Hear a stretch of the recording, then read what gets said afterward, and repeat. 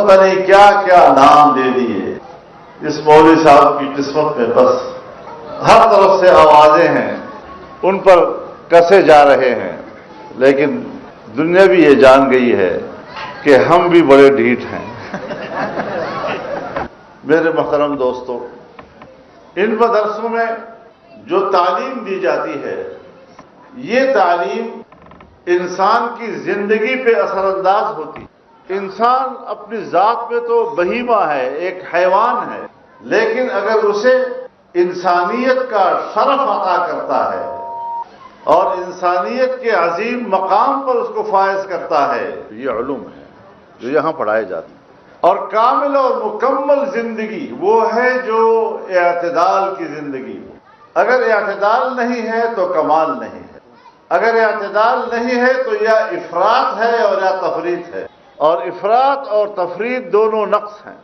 وَكَذَلِكَ جَعَلْنَاكُمْ أُمَّةً وَسَطًا، ہم نے تمہیں ایک میاں نارو امت بنایا۔ یہ میاں ناروی کہاں سے آئی؟ اس قرآن نے عطا کی۔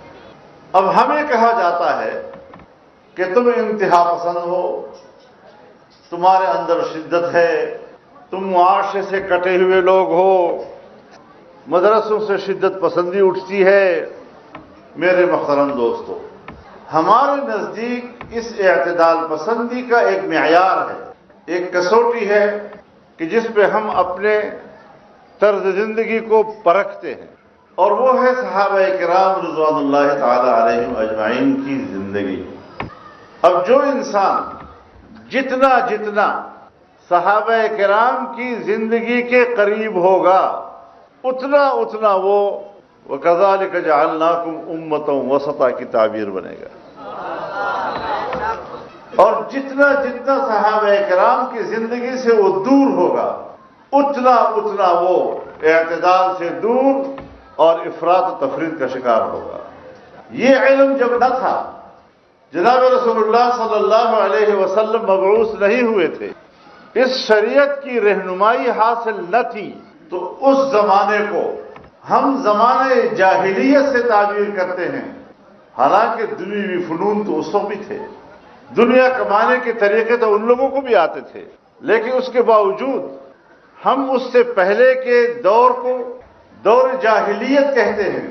سو پھر آج بھی جن لوگوں نے قرآن و حدیث پڑھا، فقہ کے علوم حاصل کیے، اس کے مطابق اپنی زندگی بنائی، تو آج بھی اگر معاشرے کا معتدل طبقہ ہے تو انہی کو کہا جائے گا، لیکن یہ ضروری ہے کہ تربیت ہونی چاہیے۔ علم تو حاصل ہو گیا، لیکن تربیت نہیں ہے،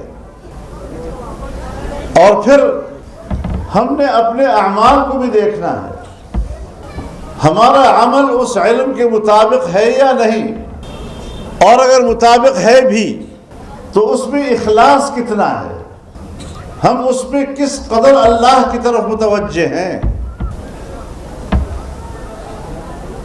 میرے محترم دوستو، اللہ رب العزت فرماتے ہیں فَمَنْ كَانَ يَرْجُو لِقَاءَ رَبِّهِ فَلْيَعْمَلْ عَمَلًا صَالِحًا،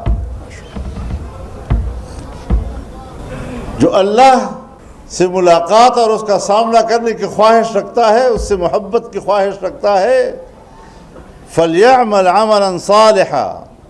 عام طور پر تو اللہ رب العزت کی عادت یہ ہے کہ پہلے توحید کی بات کرتا ہے، شرک سے روکتا ہے، ایک اللہ کی اطاعت کی بات کرتا ہے، پھر اس کے بعد عمل صالح کی بات کرتا ہے۔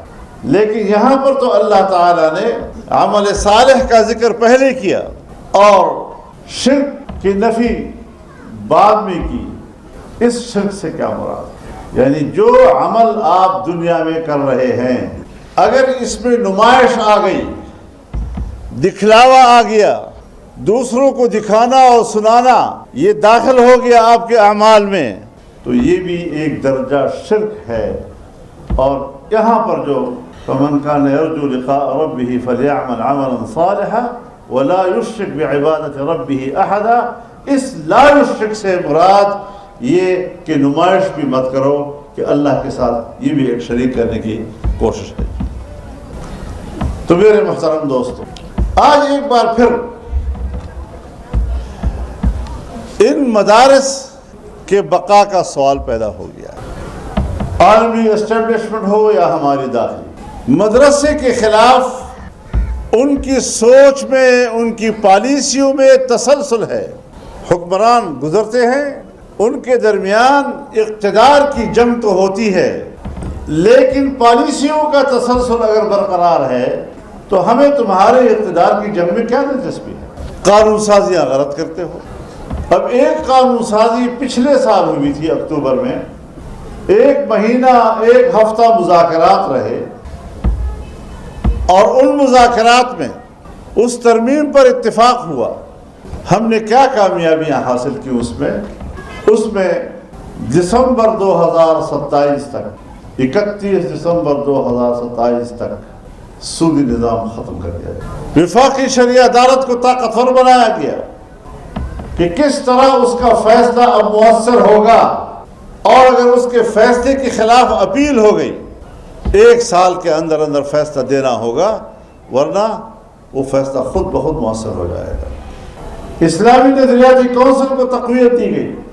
سن 73 سے لے کر آج تک ایک سفارش بھی بحث کے لیے ایوان میں پیش نہیں ہوئی۔ اب لازم قرار دیا گیا کہ کونسل کی سفارشات باقاعدہ بحث کے لیے پیش کی جائیں گی۔ 1 سال ہو گیا، اب تک ایک سفارش بھی بحث کے لیے پیش نہیں کی گئی۔ دینی مدارس کے رجسٹریشن کے لیے 1860 کے سوسائٹی ایکٹ کے تحت اس کے رجسٹریشن کا قانون بنایا گیا۔ آج کل آپ کبھی کبھی میڈیا پہ دیکھتے ہوں گے، اتنے مدارس ہیں جو رجسٹرڈ نہیں ہیں، یعنی تاثر دیتے ہیں کہ مدرسے خلاف قانون چل رہے ہیں، رجسٹریشن نہیں کرا رہے۔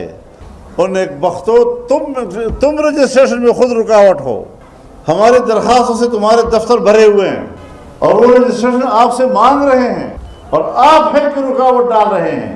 پھر رجسٹریشن بھی آپ نہیں کراتے، پھر پروپیگنڈا بھی آپ ہمارے خلاف کرتے ہیں کہ اتنے مدرسے رجسٹرڈ نہیں، اور ہمیں بھی پتا ہے تمہاری کمزوری کیا ہے۔ امریکہ اور مغربی دنیا مدرسے کے خلاف ہے، اور اس کا دباؤ ہے تمہارے اوپر کہ ان مدرسوں کو ختم کرو۔ یہ شدت پسندی کا سبب بنتے ہیں، یہ انتہا پسندی کا سبب بنتے ہیں۔ شدت پسندی ہو، انتہا پسندی ہو، اس کا سبب مدرسہ نہیں ہے، اس کا سبب تمہارا رویہ ہے۔ تمہارے رویوں سے شدت پیدا ہوتی ہے، تمہارے رویوں سے ناراضگیاں پیدا ہو رہی ہیں، اور مذہبی طبقے کو اشتعال دلانا، اس کو اپنے مقابلے میں لانا، ریاست کے مقابلے میں لا کے کھڑا کر دینا، یہ تمہاری خواہش ہے، یہ امریکہ اور یورپ کی خواہش ہے۔